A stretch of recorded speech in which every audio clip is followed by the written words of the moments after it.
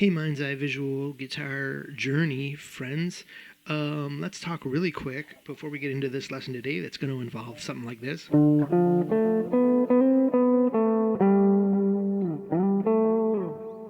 right, so it's a little sonic enjoyment there to get us started. But while I do a little bit of introductory talking here, we're on a journey today. The point of view of this lesson is to help out people that are also on a journey from the point of view of someone else who's on the journey, not necessarily a jazz pro teaching you the next greatest step with where perhaps you're a beginner and it's all going to be a little too advanced for you and you're going to give up and go, no, this is too hard, and they're showing me something by talking really slow and then playing real fast, and then I still can't get what they're saying because of this Barry Harris method or the Charlie Parker this and that, and it's all too much for my minor pentatonic Iron Maiden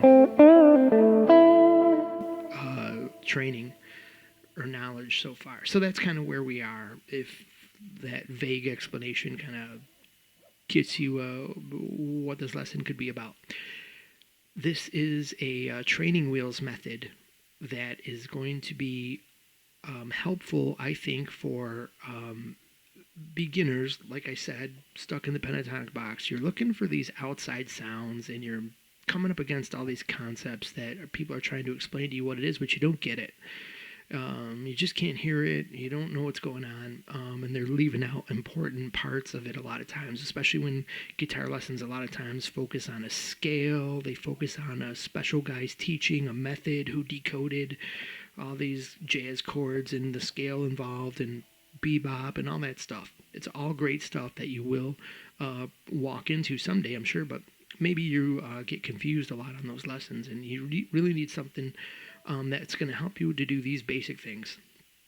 Understand rhythm, the importance of the rhythm, how lines move, and things like following lines that have voice leading. I remember just really kind of understanding it, but not ever be able to have any simple kind of thing that showed me what it was. And lines that follow the chord changes. I was like, well, follow the chord changes, all right? Like, that's sort of it, but it's kind of not. So we're going to give you that today. And what is lucky here is that I stumbled finally after years of all these lessons where I'm like, is this really what it is? Like, are these people purposely holding the door to the jazz club, only partially open, so only the cool cats can get in? I mean, why can't I ever understand any of this thing? And finally, I got a lesson the other day that I'll link to in the comment below.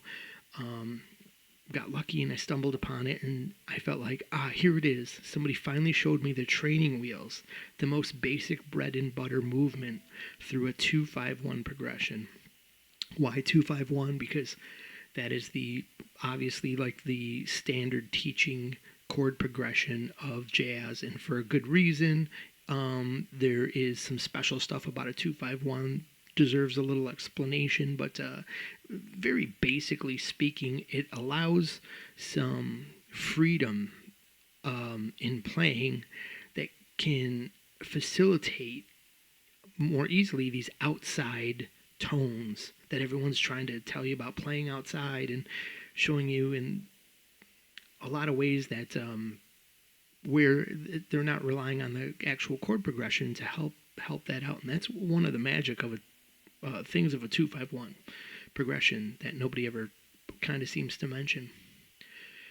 That, at least from my perspective. Anyways, so let's kind of get into it here then. With all that being said, I'm sure there's more that I wanted to explain, but we do need to get into this message because another thing about my 2025 Mind's Eye Visual Guitar Journey that I've changed this the channel name to. It's about my journey and how you might be on a similar journey of learning, and that I want to keep these lessons maybe a little more condensed than my usual 40-50 minute lessons. And you see how hard that is when I start free-forming and spilling out my ideas here. So that being said, let's try to get through this, and we'll move somewhat quickly, but I'll try to play slowly and explain quickly, which is usually the opposite of what I find on other YouTube things where things are explained really slow and then all of a sudden they're like, and it's this. Now, can you play that scale? Okay, let's move on.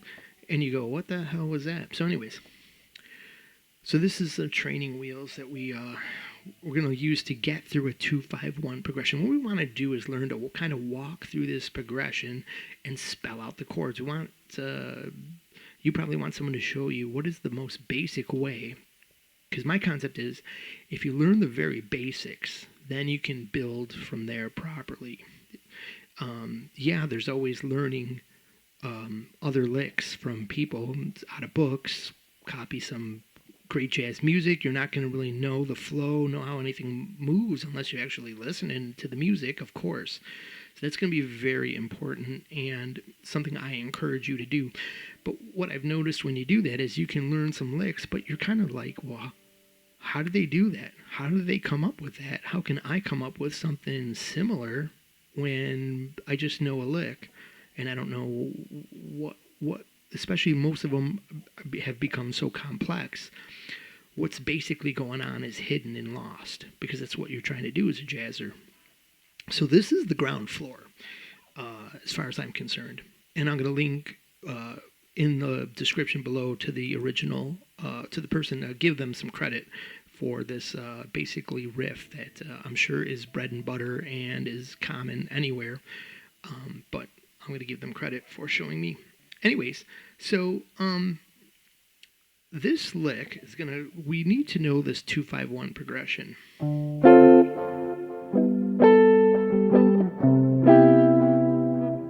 Those are going to be the pretty chords that we use.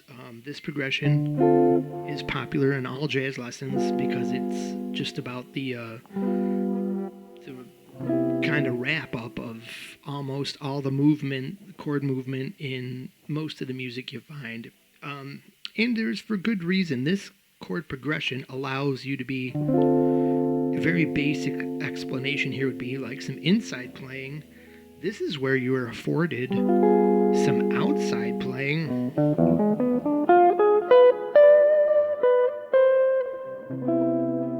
And you could even hear some movement that tied back into the root there. If you kind of heard that line had some sensibility to it, sonic sensibility, sense of ending, then you're on to what you're trying to learn, or what we're trying to express here. So what are these chords here, getting down to brass tacks here without too much explanation? We'll explain the rest as we go on. So we got a D minor chord here. This is the 2 chord of a 2-5-1. 2 of what? The key of C. We're using the key of C because it allows us to explain things to you with just whole letter names, no sharps, no flats, which is cool. A lot of jazz lessons will give you some cool information, and they're in the key of B flat, and you're going, oh, this is, not as approachable as I thought. There's always some kind of hiding making the information more complex than it needs to be. It's kind of a thing I've seen with, I'm talking thousands now of jazz lessons. It seems to be kind of like a thing that I don't want to complain about, but it did get a little annoying there.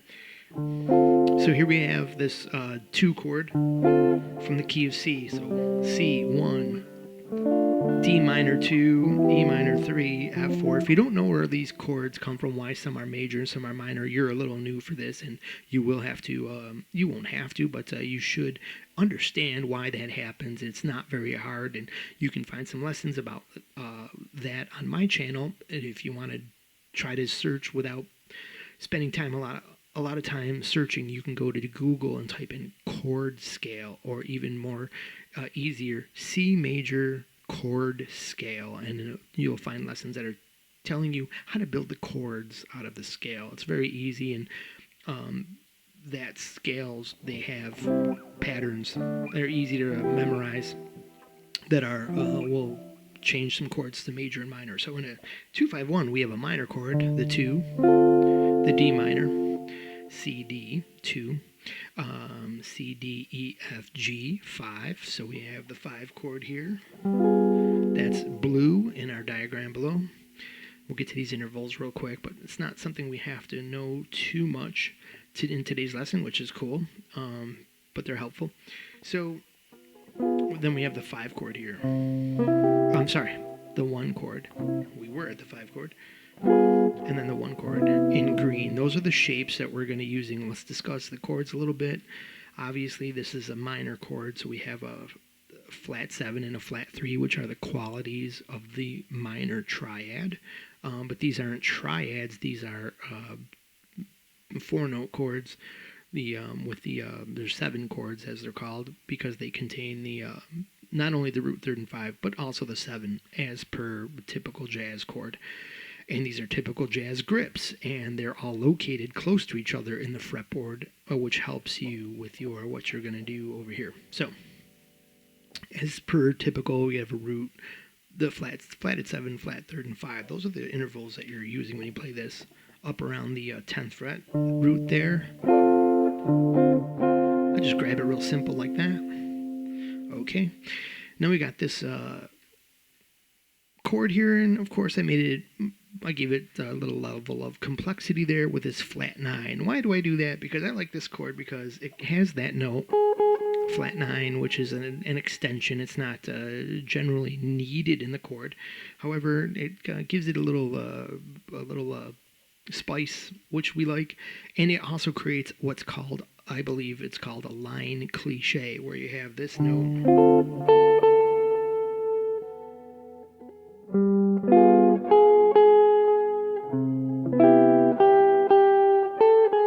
So just in the chord movement, you have a little bit of movement there. But we don't need to know this too much. We just want to know where these chords are while we're playing.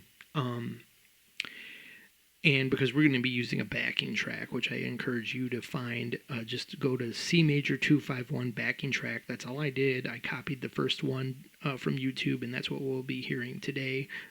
Sorry, no copyright infringement intended, but I think it's a pretty standard general track. It's a backing track. So, and a practice track at that. So, okay, so we've got this 5 chord. When you grip it, see this 3 right here where the plus sign is? You want to use your index finger there. That's how I grab it faster. And then because normally I would just grab it like this. If I wasn't using the flat 9, I'd put my index finger on the root note and grab that. But you'll miss that note if you try to grip it that way. You want to use your index finger on the 3. And then use your middle finger up here. Something like that. So our root is still on the 10th fret. Okay, and then this C major grip here is pretty easy here. Got something that looks like an A minor chord at the bottom for the 7, 3, and the 5, and the root. And very importantly, these what you do want to pay attention to, the reason I'm showing this to you is what is going to come up later in the lesson. The most important notes of these chords are right here, the 7, and look at where they are. This is very important to what we're talking about today.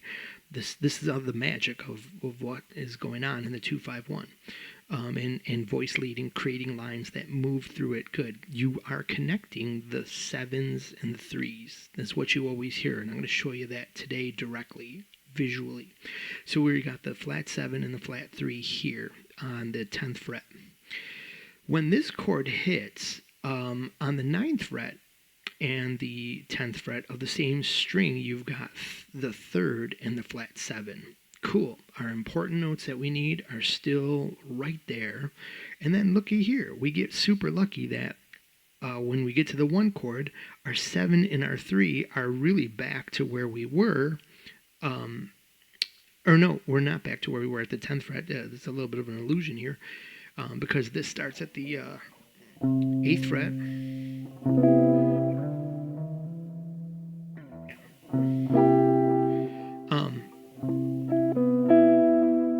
We're there at the 9th fret with a 7 and a 3. So in case you didn't notice that, I'm going to jump ahead in the lesson here. We're going to go over this in a second.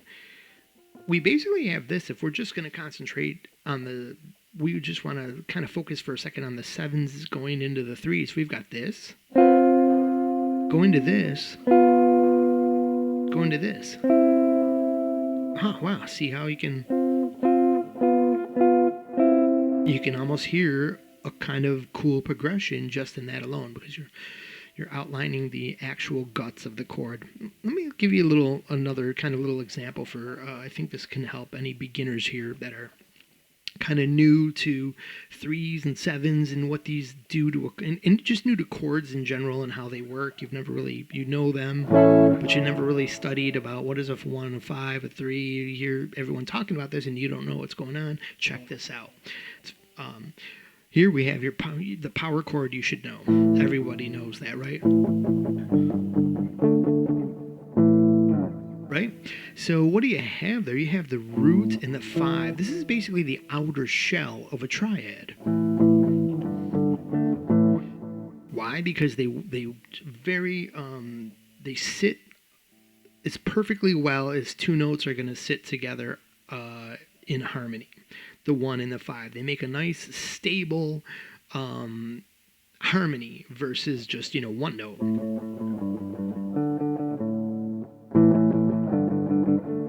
You can fatten up a sound by always adding the 5, the shell. In the middle of that 5, between 1 and 5, there's a set of 3s that you can use. And beyond that, there's also a 7 that can join in the fun and kind of create, kind of further this major or minor sound. I went a little ahead of myself here. So major and minor, that's going to be the major third and the minor third. You don't have to know. I'm not going to teach you, oh, well, here it is on the fretboard, and we're not going to tangent off that bad. But check this out. I'm going to add one more note in here.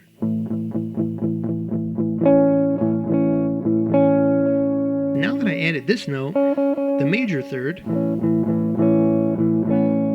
you got a little flavor to that chord, because you say, well, I don't know, it just sounds like a harmony to me. It doesn't sound like a flavor yet, but let's change that. Let's move that third down 1 to the flat third.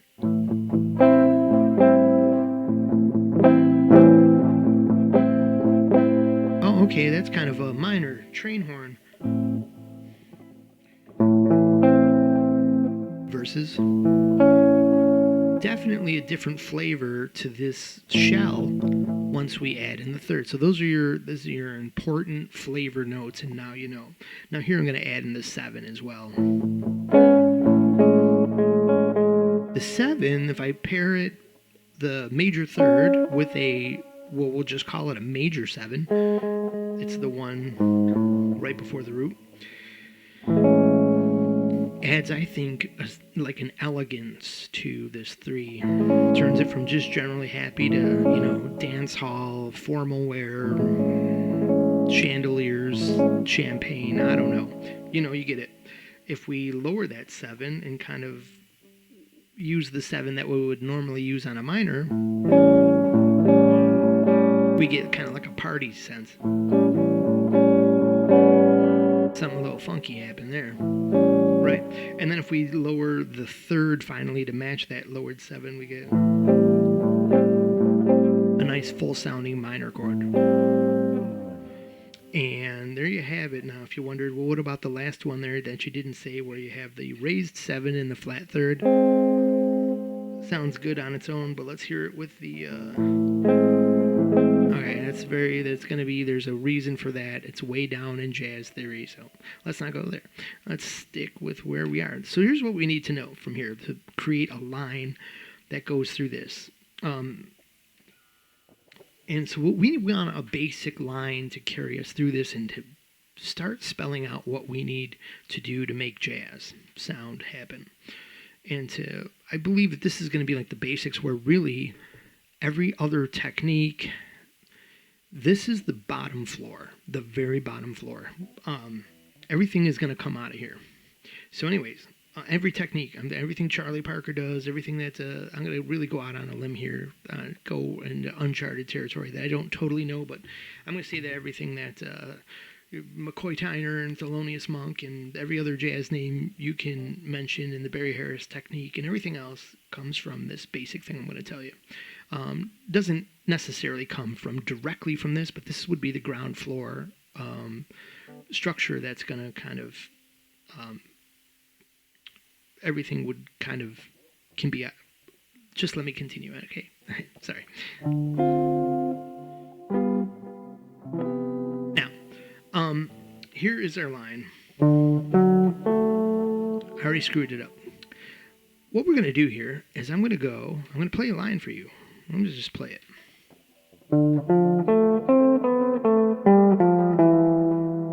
Mary had a little happy lamb. Nice and basic, right? But there's something to it. Na, na, na. And sing it, too. Get used to singing it. Na, na, na, na, na, na, na, na. So here's what we did. Right to the point. We went up an arpeggio. This is root, flat third. At interval is always going to be a flat third. To the 5, to the flat 7. We outlined in 4 notes, very importantly. This would be the downbeats, and this rhythm aspect is like as important as any of these notes I'm teaching you. Pay attention to this, because this is where you want to get solid before you can learn then where these subdivisions come from, the rhythmic, the polyrhythmic, everything that's all the cool lines that go when it gets jazzy and funky.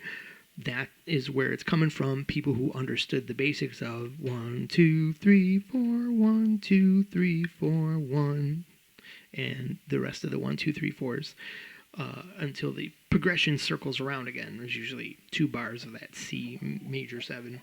Anyways, so what we did is we went up the arpeggio. So we skipped a lot of notes in the scale by just using the arpeggio. And here's the important part. Right, among a couple other items that are happening that you don't really realize as a beginner.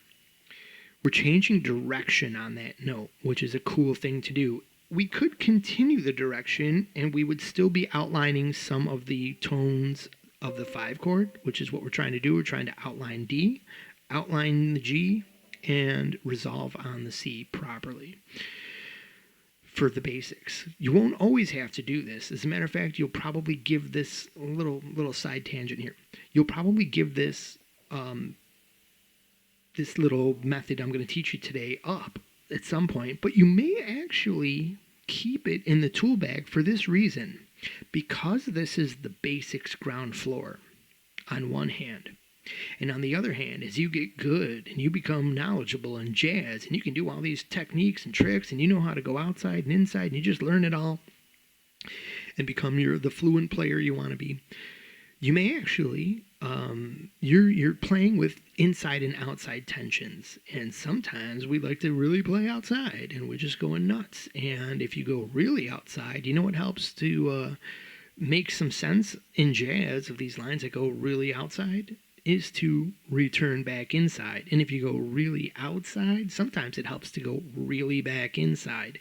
And you know it's going to help you fall right back into like, okay, let's take this audience back down to earth. Some lick like this, going right back to the basics, and then starting up another little build-up of, fun and wild outside playing, whatever you want to call it. So that's why this may actually, have a little more value than just training wheels like we're describing it here today. So that's the one thing to keep in mind and something to hold your interest as this is actually going to be something valuable for you. So we went up, and then we changed direction, and we're going to get into all that. So just if you wondered what was the value and why did it kind of have a cool sound to it versus something like this. Sorry.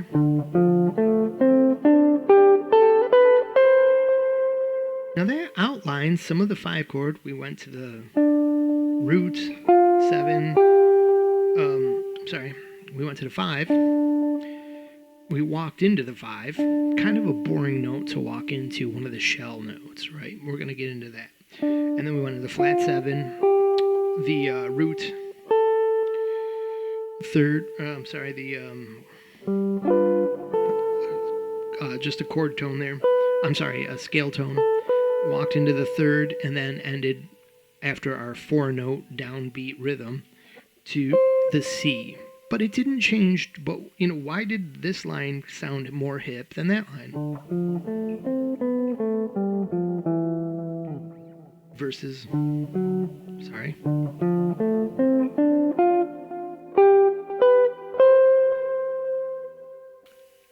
It's still resolved.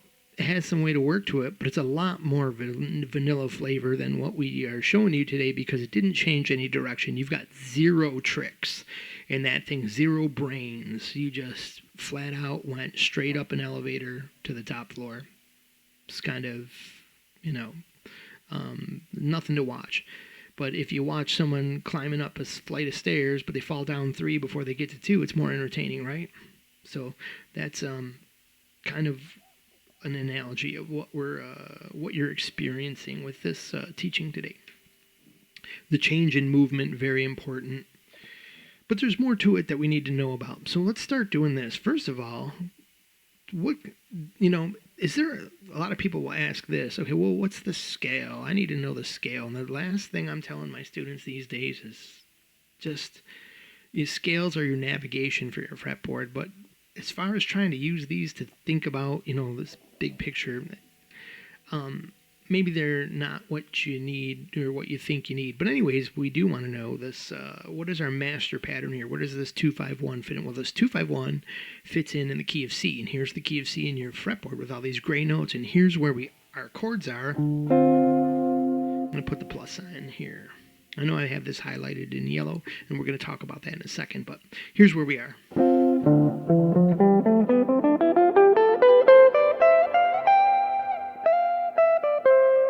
Slowly.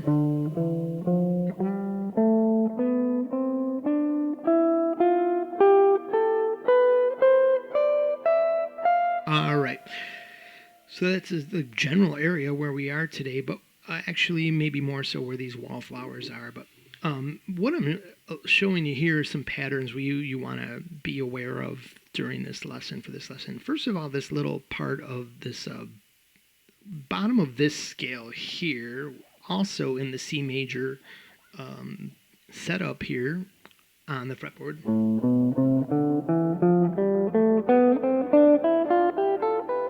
Now, if you said, yeah, Mark, I know that's the Aeolian scale, that's what I call it, the perfect, or the minor scale, or whatever you call it. If you know that shape, really awesome. Here we go. We'll help move the lesson forward for you guys. So that part at the bottom here in yellow is actually, obviously if it's in one part of the fretboard, it's going to be in every other octave related part of the fretboard the same shape. So that is where if you visualize that, it becomes much easier it's not so much of a, oh my gosh, where did he go? What are these notes? Where did he play? You can, what was that again? Was it this? Was it that? Oh no. You just know it's where you're walking down this shape here, this yellow shape, from the note where the plus sign is, right here. I'm moving around a little bit. And from there, this is where we left off on the our D minor arpeggio. We're going backwards through this to end up right here. So, which is the E. And you say, why the E? I thought we were going to C. Well, we don't necessarily want to land on the root. That'd be great for the ending of a song, but what's a little more hip is to end on the third. So, and to move from the seventh of the previous chord, or the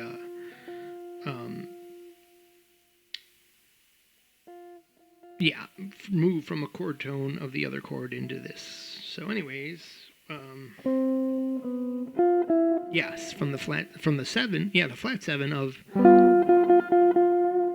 the G dominant chord to the one chord, the third of the one chord, the third interval. Okay, moving on. So some things you want to know are that this shape here and where you can find it in other places on the fretboard, including this area here, which is what we're working on now. Okay, another thing we want to know about, which we discussed earlier when I talked about the little area where the chord is happening, is this square. And if you said, oh, wait a minute, that's the actual, it's not a random square of notes, This is the square, the navigation square that we've talked about from our other lessons on this channel, where we learn to navigate the fretboard using this simple square.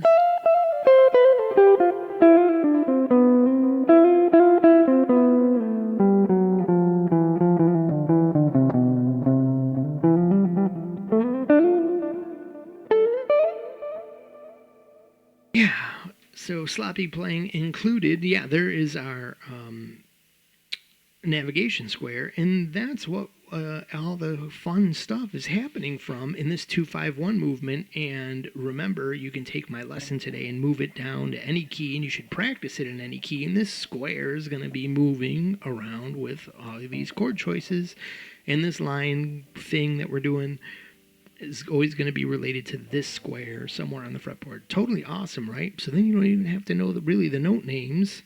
You can really just deal with what these intervals are in the box and where you're headed, because it'll get pretty familiar, because this is pretty basic and pretty easy to learn. And then you'll be like, okay, 7-3, 7-3, boom, well, here I am. So how does it all work? So let's connect what we're trying to do now. Another secret that we didn't tell you, besides when we were talking about the line changes direction, like we said a few minutes ago, which helps some interest there, makes it a little bit cool for a basic beginner understanding of what jazz lines typically want to do, or some of the most basic tricks to make them work. You don't always have to be moving, changing direction at that exact note. There's going to be a lot of other things you learn to do. For example, I'm just going to go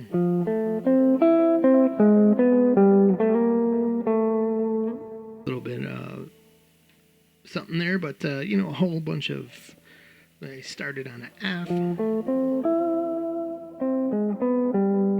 But I still had that hidden in there. So you're going to see how that, my reason for showing you that is to show you that, really quickly you can come up with other ideas. That was an arpeggio based on a different note starting on a different note of D. So we played an F something or other arpeggio, and with some other different just noodling, sort of, not really noodling, but some well-planned noodling. We still hid the movement there. And so that gave it movement. We hid the movement, we had the movement, we had movement, which is what we had rhythm in movement. We have a do do do do do do do do, So, and we were advancing on the basic ba ba ba ba 1 2 3 4 1, and that's another thing. You do want to just learn to count 1 2 3 4 1 2 3 4 1, even though it's ting ting ting ting ting ting ting ting ting. That little, the other rhythm in there helps you create the other rhythmic things that you might do, but it's beyond the scope of our lesson today. Anyway, so down here, the next trick is to connect. To trace this movement, we want to be able to connect these, the half steps are what we can do. Let's take a look at something here. Our chord is moving from this D, F, A, C to the G, G, B, D, F. Now there's a couple other things that might be useful at other times for other kind of lines and other kinds of tricks. For example, there's a D and a D. So you could concentrate on something that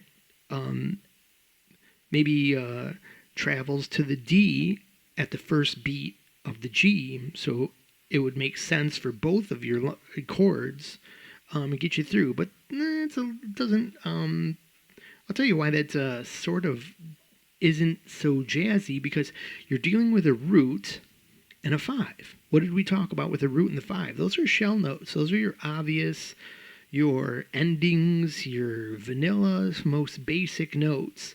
So why do that when you can operate on the spice notes of this chord? And when you connect the flavor notes, the color tones of these chords, that's where the action, that's where the real interest comes from. You're like, wow, that's really, it's cool. There's some emotion there. So that's what we're doing.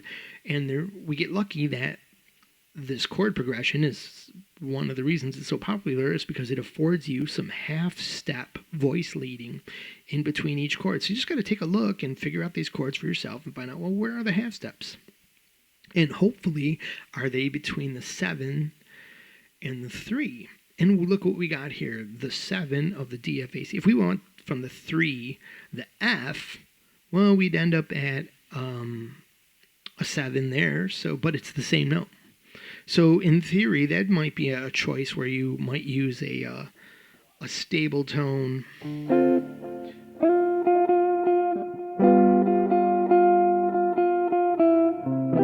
But that's still got to go down 1 because there's no F in the key of C. But it'll get you through the change there from a 3rd to a 7, but it doesn't move. Is there a 3 to 7 conjunction that moves a half step? And we got it. We've got the 7 of... and you can almost hear what we want to do with that note.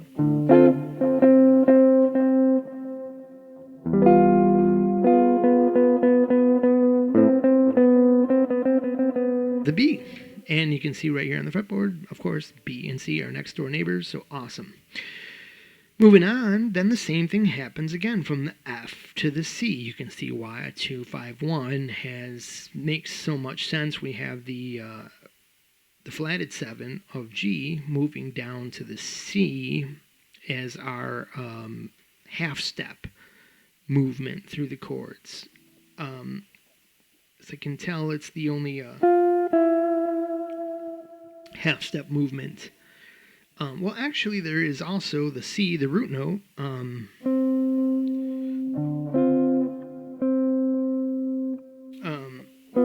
Okay. So there's the 3rd there, the B that we got in with the in our movement from the D to the G. So then, from the G to the C chord, as that's resolving, you could go back from the B to the from the B and stay on the B for the 7 of the C chord. It's not going to be of the most popular note for a full resolve, but it does work, and it has a interesting tone, so don't discount it and throw it away forever, but not going to work for today's lesson. And the reason is, it's kind of the movement is then boring. We went from the C to the B and then just back to the C. It was just kind of just not as interesting as we could have made it, where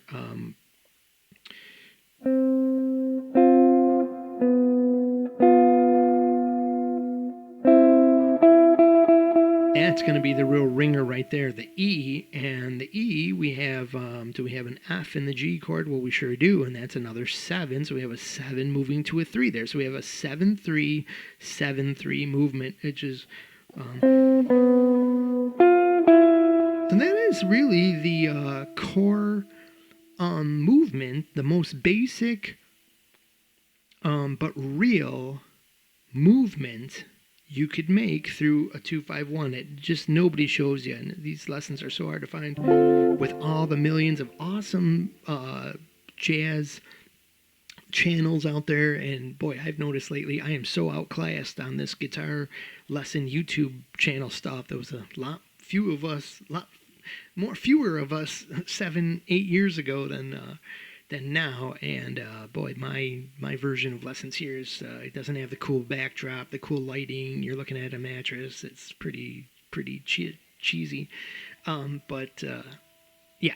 So, anyways, silly stuff aside, here is kind of an example. Then the final, if you haven't already kind of figured it out, and it's color coded to the chords we were on. So the yellow, the 1 chord, moving to the blue, and then the blue that we're in, moving to the E of C. So anyways, and is that E? We can check. Oh yeah, that's E, all right. So anyways, there we go. Now let's explain a little more. So here is our actual pattern. Now we want to visualize our pattern so we know this is what I've been playing. Up the arpeggio. Yo man, up the arpeggio. Sorry, that was really dumb. Yeah, and I'm dumb like that. So, hence why my channel is just... So we show you here in the second box here that, this note was a change in direction. You don't play it twice. You just, once you've played it, now you're moving this way and you're walking down the scale. So we went up an arpeggio and down a scale. And that's another thing that gave our movement some flavors here. We've gone up an arpeggio, giving just the outlining just the basics, totally inside for the D, which is cool. Now this is our first most mildest flavor outside for the 5 chord. We've added a 2, right? It's a scale tone, but it's not in the chord. So we've technically gone a little bit outside. And I'm going to show you at the end how to add a real jazz note in here to get you primered for what you're going to really try to do with this teaching today. So we've got the this going to this third. And as you can see here, it's the flat 7 going to the third, like we just went over 8 million times. Walking down that scale pattern pretty easy, and it's that Aeolian shape that we highlighted earlier. So we went.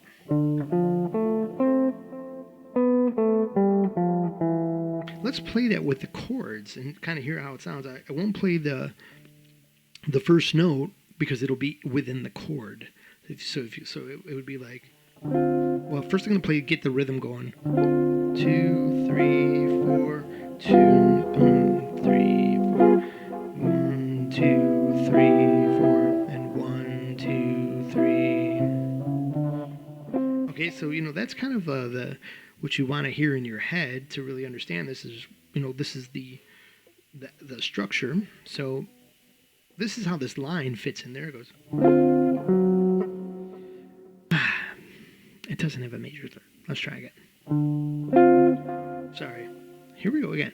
1, 2, 3, 4.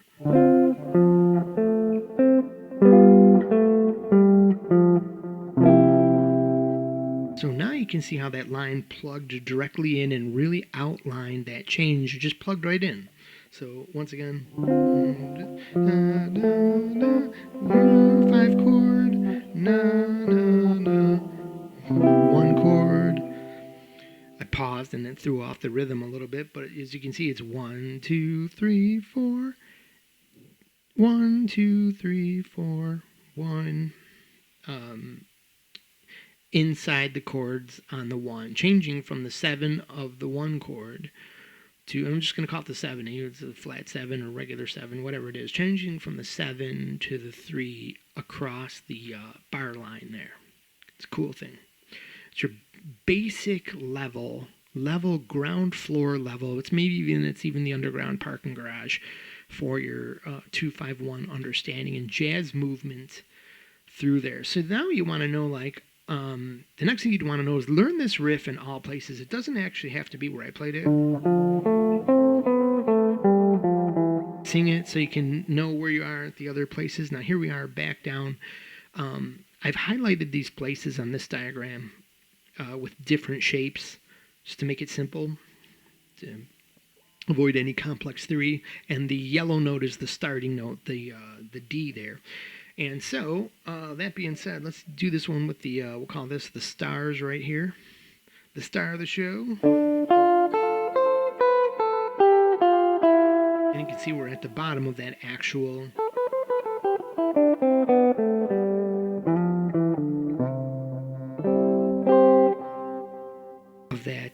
C major scale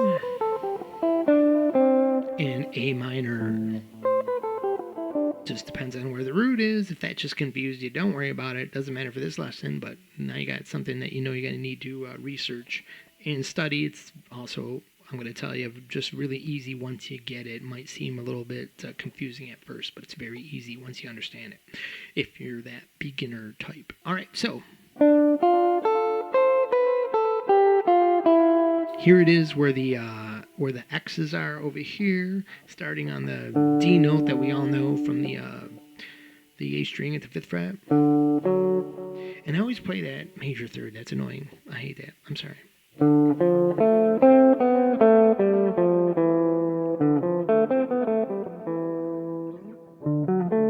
I did it again. Idiot.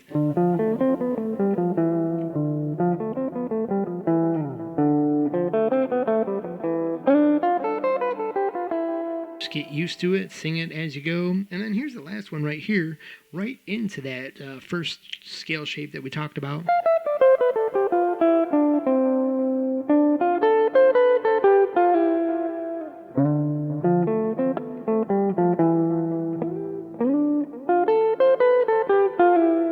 Let's hear it now with a real 251 backing track. And here we go.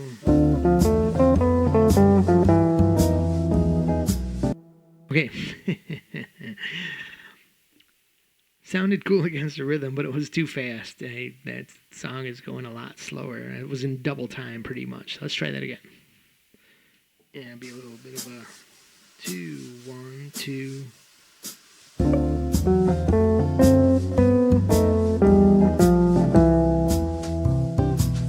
From here.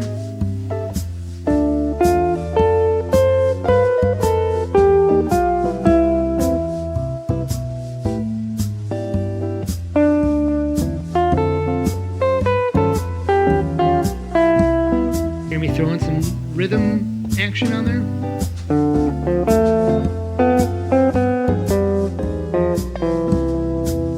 Mess that one up a little. Let's try it again.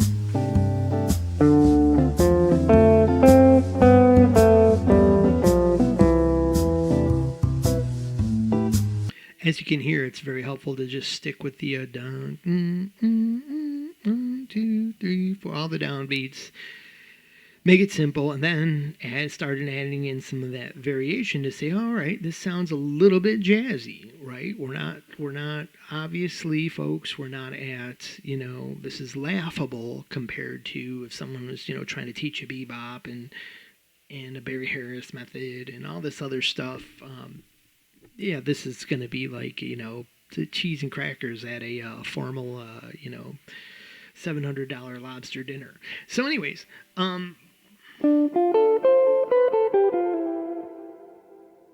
what we want to do now is add in our first jazz note. So now we've heard it and we're nearing the end of the lesson. Let's add in one more little trick here, and I'm going to show you what it sounds like first.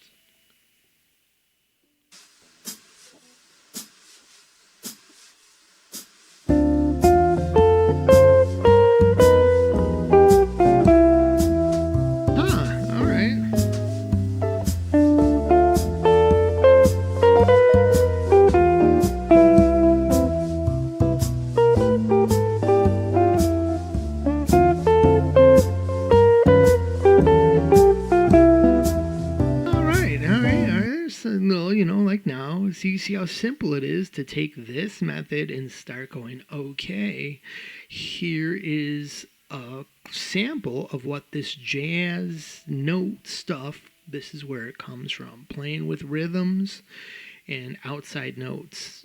Once you're really inside, that affords you the ability to go outside. So what we're doing here is we've chosen to place this note. Once it changes direction, that means we're over the 5 chord, and that's where we talked about earlier, the chord that affords us to have some of that. So that's one reason we're talking about, like, why does that note, how does this orange note here, that's not in our scale, how did that kind of sound cool and jazzy, where sometimes we just try to, you play another note and it's,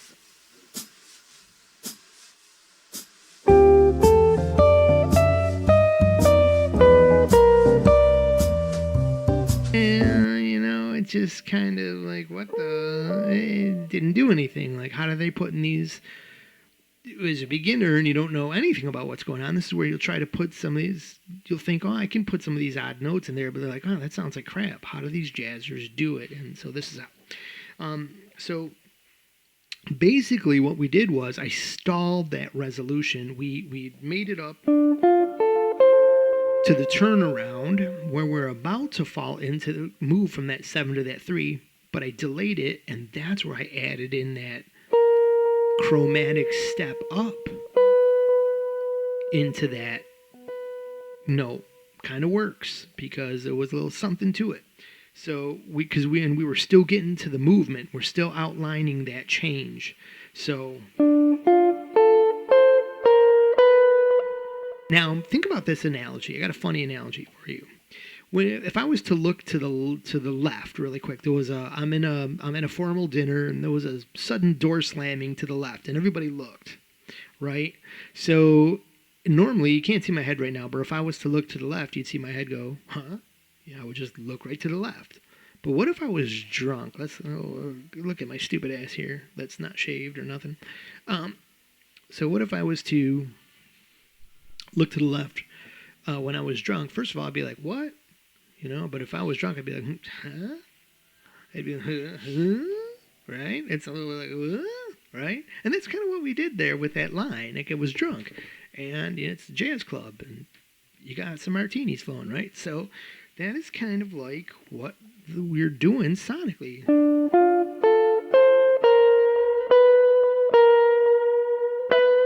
There's me bending the note, making it sound really cheesy and stupid, but you get the analogy idea there.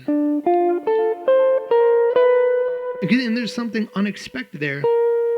Now let's try to. I'm going to resolve it down to this chord tone down. Here's what that sounds like.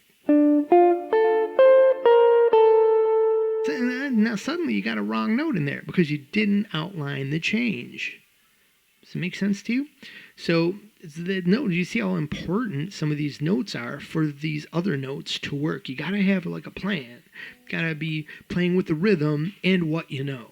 The movement, the little core movement here is what's going to be so important to making these lines work. Like I talked about earlier when I went, there was still so you can really now start playing with these just weird things by doing this. It's not totally the only way to play outside and have some tricks in your jazz lines, but this is like the ground floor of what's going on.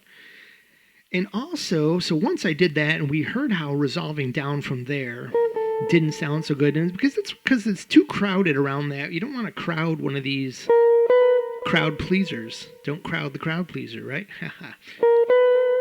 So I went right to the 7 there. What are these numbers I put in there? It's not the 7 of any chord. I don't want to mislead you, but in our number system here, because I went 1, 2, 3, 4, 5, 6, 7, 8, 9. That's our line here. 1, 2, 3, 4, 5, 6, 7, 8, 9. So we just left out that 3 altogether. We just threw it out because we didn't need it. And it was also that was when we went earlier, we were talking, and when I was kind of stumbled over a line that I was showing you didn't make sense. Over the 5 chord, because that is a what's that? This is the 3. That'd be a 2. So we just left out the scale step, anyways, over the 5 chord. It wasn't needed. We gave ourselves a new scale step that was a little more fun. And then it was time on the beat to just get the hell back home. So all we had time for is, but maybe we have time for.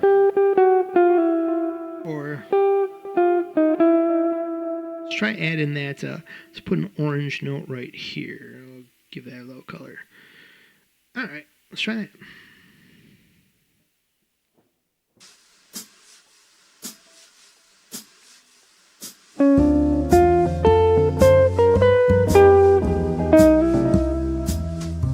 Not bad. Because I didn't practice, I screwed up my rhythm there. I skipped my walking note there. I didn't add that note in there. I was supposed to go. I went. Not bad, but.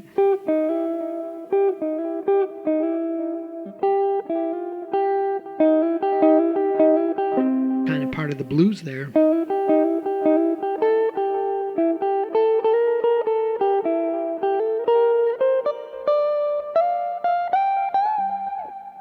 Getting out of hand here all over the place. That's what I wanted to show you today. So don't forget this, to sing this.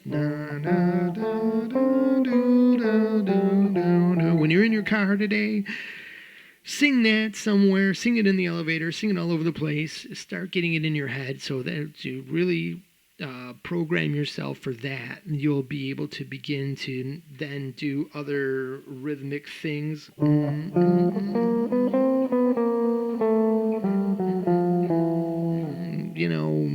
kind of not, sort of, but sort of. So I hope you people enjoyed this ground floor beginner jazz lesson. Thank you very much. In the middle of this lesson, I should have said subscribe and stuff like that, because nobody makes it to the end of the lesson. But if you did, you're the best, because not very many people make it this far, and I know that you are a dedicated listener. I mean, I don't know. I'm just going to check an algorithm, and it'll tell me somebody watched to the end. So anyways, like, subscribe, please check the merchandise down below, because you can get these cool posters and tapestries for your studio with a big brain and an eye and a guitar on it for Mind's Eye Guitar Studio. And it doesn't say anything about, Mind's Eye. I don't think they do. And so, you don't have to be like, oh, it's like I took lessons from and taught me the basics on YouTube. It's just going to be a cool thing for your room.